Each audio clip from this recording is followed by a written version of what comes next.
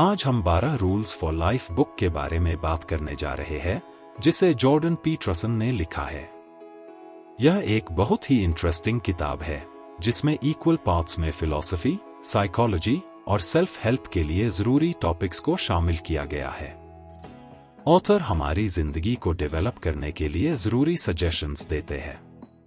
इस किताब से हमें अपनी जिंदगी के मतलब और पर्पस को समझने में मदद मिलेगी, जिससे हम अपने आप को सही डायरेक्शन में ले जाकर अपनी जिंदगी में सक्सेसफुल बन सकते हैं। तो चलिए इन सभी 12 रूल्स को एक एक करके समझते हैं। रूल 1, अपने सीधे कंधों के साथ खड़े हों। अपने सीधे कंधों के साथ खड़े होने का मतलब है दुनिया के लिए खुद को खोलना है। मतलब अपना सिर ऊपर, कंधे पीछे रखें और एक फौजी की तरह बहादुर महसूस करें। साइकोलॉजी ने लंबे समय से माना है कि अच्छा पोस्चर मन की अच्छी पोजीशन को बनाने में मदद करता है। अपने कंधों के साथ सीधे खड़े होना अपने जीवन की जिम्मेदारी को स्वीकार करना है। अच्छा पोस्चर एक्चुअली में हमें हमारी उस हिम्मत के साथ जीने में मदद करता है जिसके साथ हम जीना चाहते हैं। ऑथर कहते हैं कि अच्छे कैरेक्टर वाले लोगों का पोस्चर अक्सर अच्छा होता है, और क्योंकि कैरेक्टर हमारे जीवन में बहुत जरूरी रोल निभाता है, इसलिए अभी से अच्छा पोस्चर बनाना शुरू करें। बिना वजह न झुकें, वही कहने की कोशिश करें जो आप सच में चाहते हैं। रूल 2, अपने आप के साथ ऐसा व्यवहार करें जैसे आप किसी की मदद करने के लिए जिम्मेदार हैं। ऑथर इसमें हमें लॉ ऑफ बाइबल के बारे में बताते हैं कि अपने पड़ोसी से अपने समान प्यार करो। वह बताते हैं कि यह ऑर्डर हमारे पड़ोसियों की देखभाल करने के लिए उतना ही जरूरी है जितना कि यह खुद की देखभाल करने के लिए। इसलिए हम में से कई लोग दूसरों की मदद करने में खुद की मदद करने से कहीं ज्यादा बेहतर होते हैं। एग्जाम्पल के लिए, अगर आपको किसी बीमार जानवर की देखभाल करने के लिए कहा जाता है, तो हम में से ज्यादातर लोग हमारे लिए बनाए गए प्रोटोकॉल के मुताबिक अपनी समझदारी से उसका ध्यान से ख्याल रखेंगे। जानवर को जानवरों के डॉक्टर के पास ही ले जाएंगे, वहां पर मौजूद रहेंगे और जानवरों की जरूरतों की देखभाल के लिए हर संभव कोशिश करेंगे। लेकिन जब अपनी जरूरतों की बात आती है तो कई लोग काफी अटेंटिव हो जाते हैं। स्टडीज से पता चलता है कि 20% या 30% इलाज के नुस्खे कभी नहीं अपनाए जाते हैं, और पुरानी बीमारी वाले लोगों को दी जाने वाली 50% दवा डॉक्टर के बताने के अकॉर्डिंग नहीं ली जाती है। ऑथर इस बारे में कहते हैं कि हम सभी रिस्पेक्टेड लाइफस्टाइल डिजर्व करते हैं। आप बाकी लोगों के लिए जितने जरूरी हैं, उतने ही खुद के लिए भी है। इसलिए दूसरों के साथ साथ आप अपना भी ख्याल रखें, क्योंकि यह आपकी मॉरल रिस्पॉन्सिबिलिटी है। रूल 3, ऐसे लोगों से दोस्ती करें जो आपके लिए अच्छा चाहते हैं। इसमें ऑथर हमारी लाइफ में अच्छाई या बुराई के लिए जिम्मेदार दोस्ती की इनक्रेडिबल शक्ति के बारे में बताते हैं। अच्छे दोस्त होने का मतलब सिर्फ उन लोगों से कहीं ज्यादा है जिनके साथ हमें फनी चीजें करने का मौका मिलता है। अच्छे दोस्त जरूरत पड़ने पर साथ देते हैं, एनकरेज करते हैं, और यहां तक कि कई बार हमारा मजाक भी बनाते हैं, लेकिन अपने बिहेवियर से वो हमारा अच्छा करने की कोशिश ही करते हैं। इस तरह अच्छे दोस्त वह लोग होते हैं जो हमारी काबिलियत को और ज्यादा बेहतर बनाने में मदद करते हैं और हमें खुद का एक बेहतर वर्जन बनाने में मदद करते हैं। कई लोग जाने अनजाने में लगातार गलत दोस्त बनाते रहते हैं। कभी कभी जब लोग अपनी खुद की वैल्यू को कम मानते हैं, तो लोग ऐसे लोगों को दोस्त बना लेते हैं जो दोस्ती नहीं सिर्फ मतलब निकलते हैं। जबकि इसके अपोजिट, दोस्ती का असली मतलब मस्ती और सहारा है। इसलिए इंश्योर करें कि ऐसे लोगों के साथ ही दोस्ती रखें। यह एक अच्छी बात है, और इसमें कोई भी सेल्फिश बात नहीं है कि आप ऐसे लोगों को ही दोस्त बनाएं जो आपके लिए अच्छे हैं।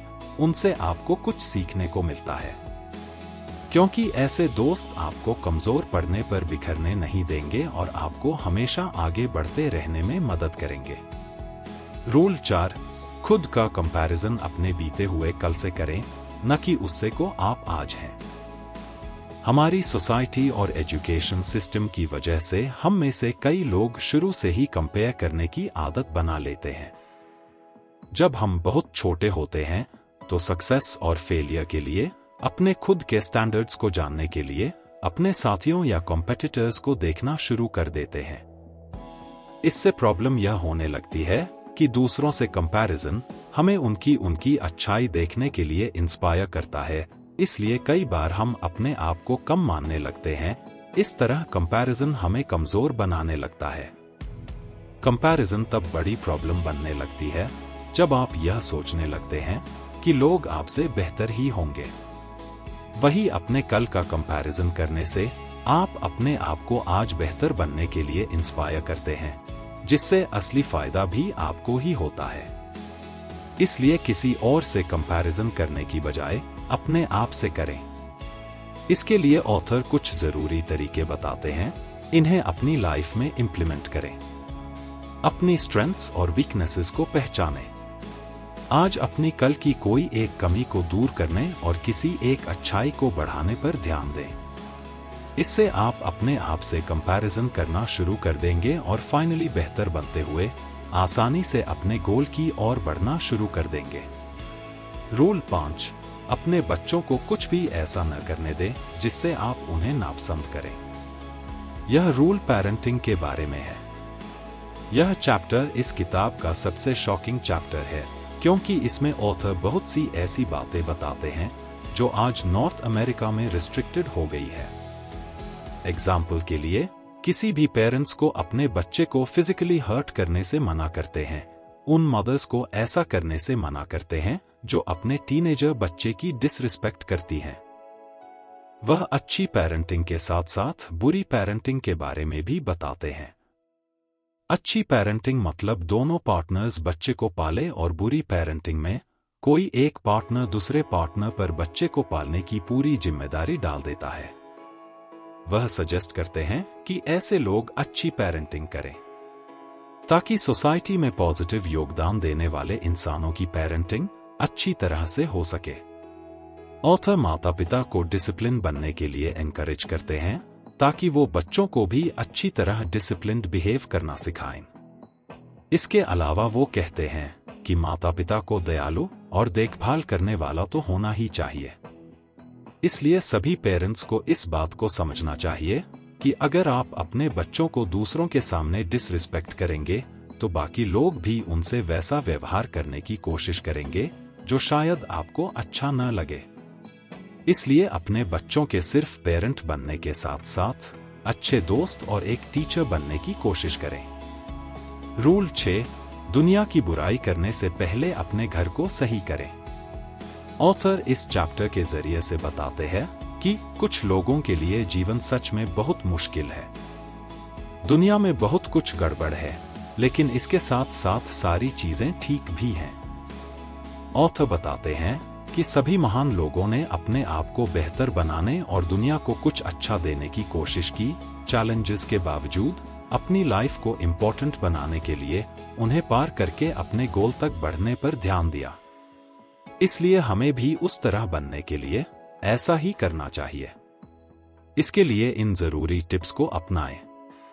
अपने काम की जिम्मेदारी लें और अपनी डिस्ट्रक्टिव आदतों को सपोर्टिव आदतों से बदल दें।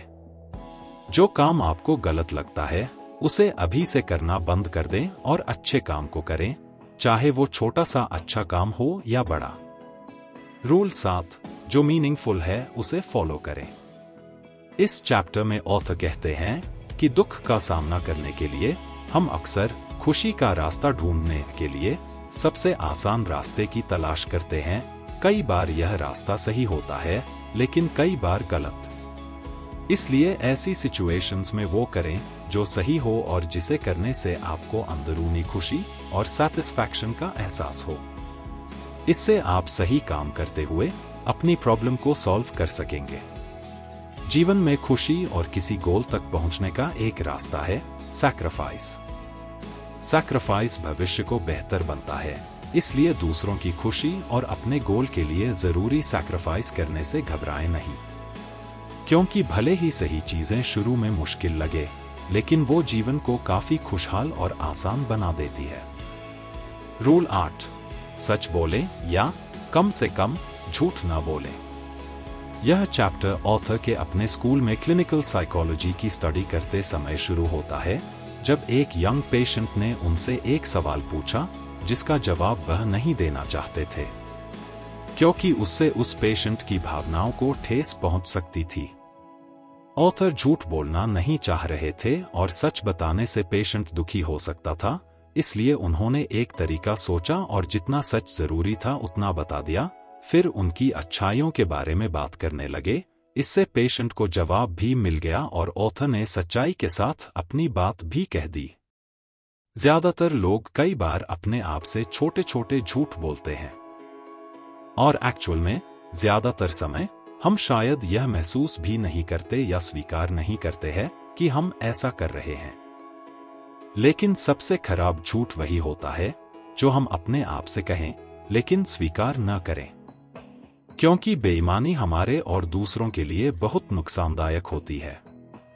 जब हम झूठ बोलते हैं तो अनजाने में हम अपने कैरेक्टर को कमजोर बना रहे होते हैं। इसलिए अपने कैरेक्टर को मजबूत बनाने के लिए सबसे पहले सच को पहचानें, स्वीकार करें और बोलना शुरू करें। इसकी शुरुआत अपने आप से करें, क्योंकि हम किसी और की सुनने से ज्यादा अपने आप की बातें सुनते हैं, अपने आप से बातें करते हैं। इसलिए झूठ कम से कम ही बोले और कोशिश करें हमेशा सच बोले रहे हैं। वह कुछ ऐसा जानता है जो आप नहीं जानते। इसमें ऑथर एक्चुअल बातचीत के बीच जरूरी अंतर के बारे में बताते हैं। अच्छी बातचीत वो होती है जब आप दूसरे से बात करते समय टू वे कॉन्वर्सेशन करें, एक्सप्रेशन को इस्तेमाल करें और इसके साथ साथ दूसरे इंसान को सुनने और समझने की भी कोशिश करें। किसी भी अच्छे रिश्ते को चलाने के लिए दिल और व्यवहार से ईमानदार रहना जरूरी होता है। इसलिए अपनी बात को दूसरों के बीच वैल्यूएबल बनाने के लिए इस तरीके को इस्तेमाल करें।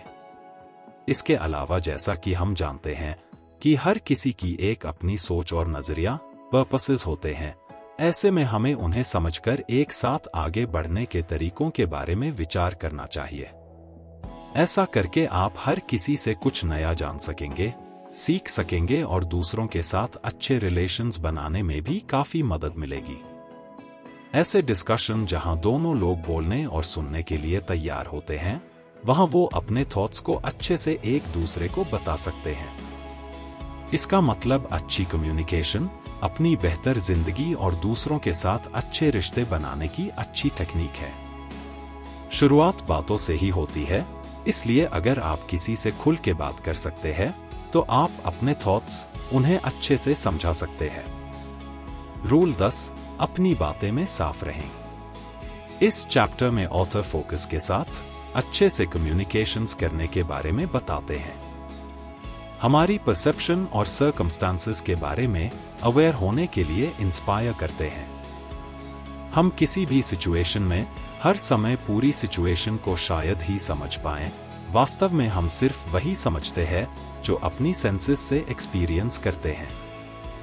हम हमेशा अपने आसपास की चीजों और लोगों की वैल्यू डिसाइड करने की कोशिश करते हैं। जब अच्छी सिचुएशन में नहीं होते हैं तो हमारी सबसे पसंद की चीज भी हमारे लिए कुछ मायने नहीं रखती है। लेकिन इसके बावजूद हमें उम्मीद रखकर हर सिचुएशन में कुछ पॉसिबल ढूंढना चाहिए, क्योंकि नेगेटिव कंडीशंस भी कई बार हमारी जिंदगी में कुछ नया और अच्छा रास्ता बनाने के लिए एक अच्छा मौका साबित हो सकती है। इसलिए निराशा की सिचुएशन का सामना करने पर हमें नेगेटिव चीजों को अवॉइड करते हुए पॉजिटिव और काम की चीजों पर फोकस करना चाहिए। इसलिए कॉन्फिडेंट रहे और हर चीज का सामना करे। रूल 11, स्केटबोर्डिंग करते समय बच्चों को तंग ना करें। पीटरसन इसे एक ऐसे शहर की कहानी के साथ शुरू करते हैं जहां एडमिनिस्ट्रेशन ने स्केटबोर्ड्स को स्केट करने की जगह से हटा दिया था। पीटरसन मानते हैं कि किसी भी बेस पर किया गया भेदभाव हमारी दुनिया में कहीं न कहीं प्रॉब्लम क्रिएट करता है।